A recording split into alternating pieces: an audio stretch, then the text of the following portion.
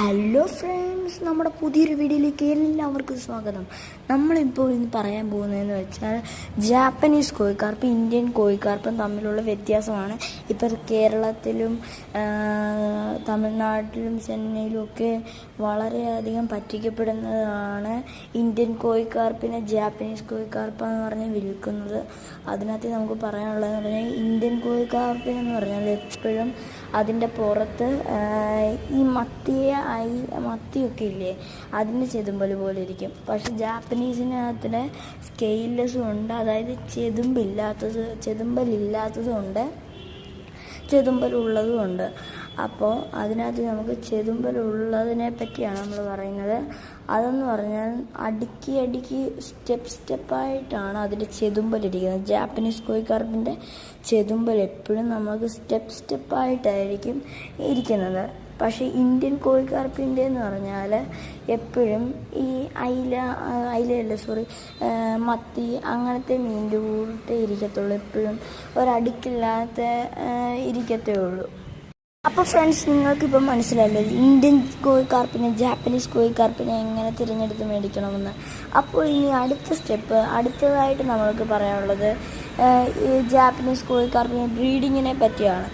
ബ്രീഡിങ്ങിനെന്ന് പറയുമ്പോൾ ഒരു ഫീമെയിലിന് 3 മെയിൽ വേണം.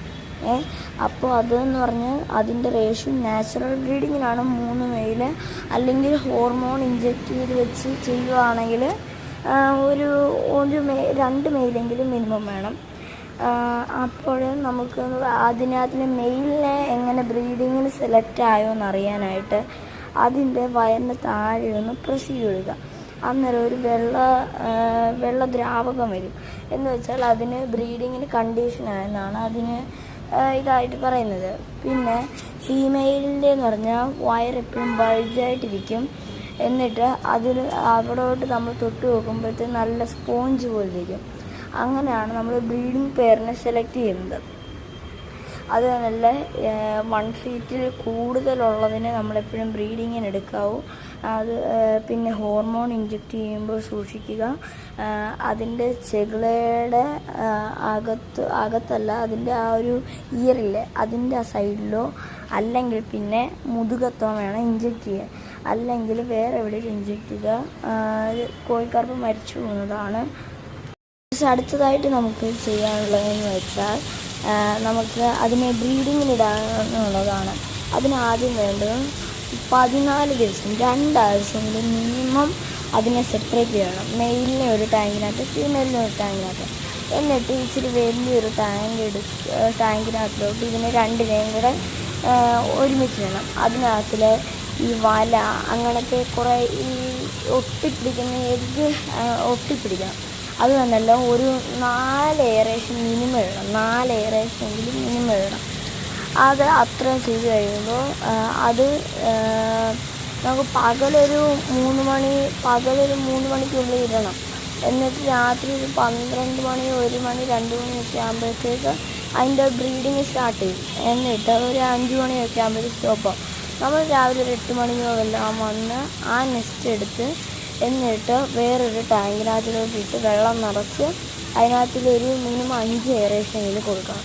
ഒന്നിൽ കൂടുതൽ ഫീമെയിലിനെ ഇട്ട് ബ്രീഡാക്കുവാണെങ്കിൽ 5 എയറേഷനെങ്കിലും വേണം. ഒരു ഫീമെയിലിനൊക്കെ ഇടുവാണെങ്കിൽ ഒരു 3 എണ്ണമൊക്കെ മതി. അതത്ര കഴിഞ്ഞിട്ട് 2 ദിവസം കഴിഞ്ഞ് പിന്നെ ഫുഡ് കൊടുക്കാം.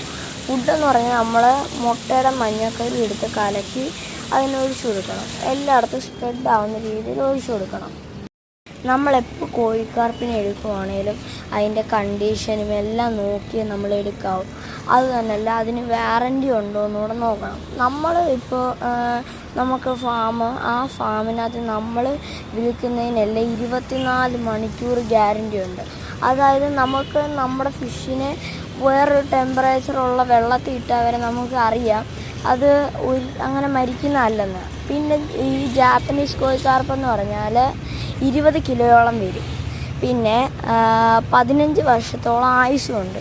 നല്ല കളർ വരും. കുഞ്ഞിലതിന് കളറില്ല, വലുതായി വരുമ്പോഴേ കളറുള്ളൂ. ഈ 2 അടിയൊക്കെ ആകുമ്പോഴത്തേക്കും ഭയങ്കര കളറായിരിക്കും.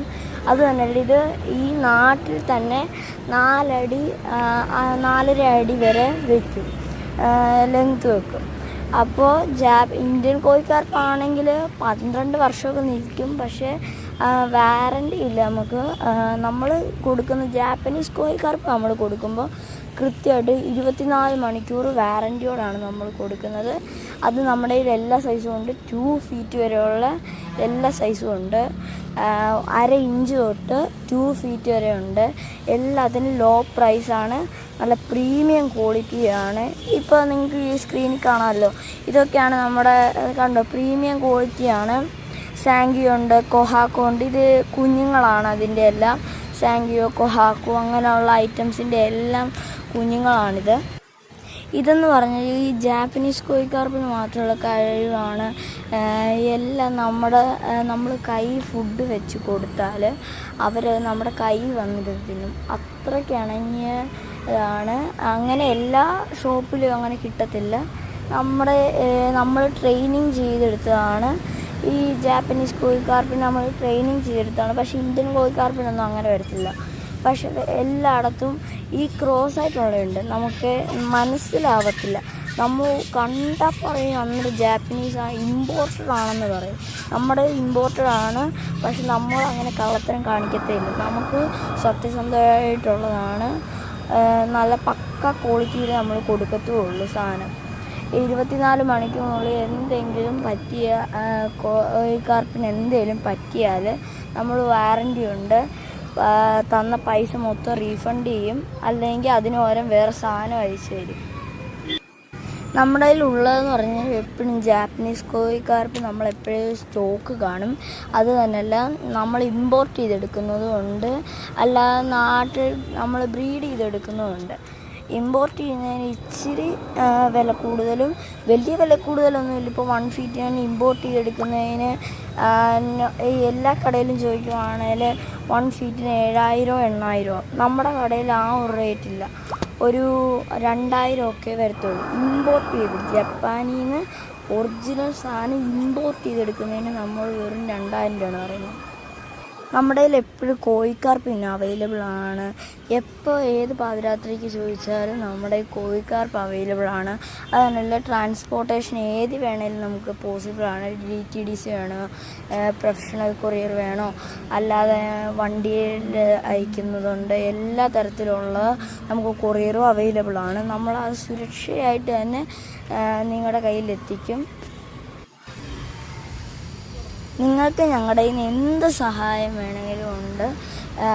എന്ത് സഹായം വേണേലും നമുക്കിപ്പോൾ ജാപ്പനീസ് കോഴിക്കാർപ്പിന് വലിയ വിലയൊന്നുമില്ല. 2.5 ഇഞ്ചിനുള്ളതിനൊക്കെ നമുക്ക് 2.5 ഇഞ്ചിനൊക്കെ 5 രൂപയും 6 രൂപയൊക്കെ ഉള്ളൂ. പുറത്ത് നിന്ന് മേടിക്കുകയാണെങ്കിൽ 35 രൂപയാണ്. അത് ഇമ്പോർട്ടഡ് സാധനത്തിനാണ് നമ്മൾ 6 രൂപ വരെ പറയുന്നത്. അപ്പോൾ ഗൈസ്, ഞാൻ ഇതിനകത്ത് നമ്പർ കൊടുത്തേക്കാം. നിങ്ങൾക്ക് ആർക്കെങ്കിലും വേണമെന്നുണ്ടെങ്കിൽ കോൺടാക്റ്റ് ചെയ്യുക, നമ്മൾ അയച്ചു തരും.